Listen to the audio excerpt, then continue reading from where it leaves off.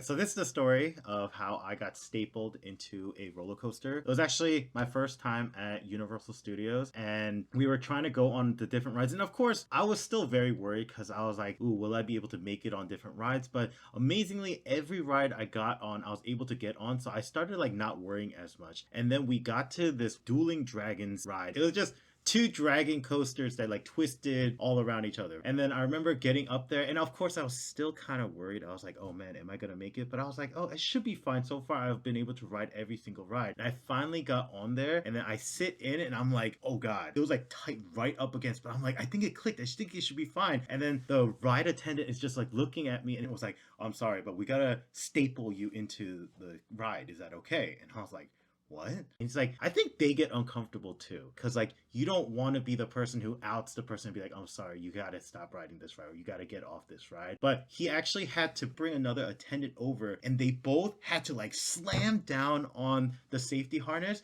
and I had to like suck in. And I was like, and then it finally clicked in, right? And then they're like, okay, you're right. And I was like, thank you. And I just ended up riding the ride. I swear, when I got off the ride, I thought I was gonna like pass out because like I could barely breathe while I was on the ride.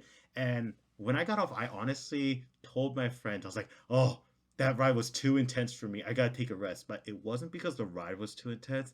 It was literally because I couldn't breathe that entire ride. So I got lightheaded, thought I was gonna throw up. I literally thought I was gonna die.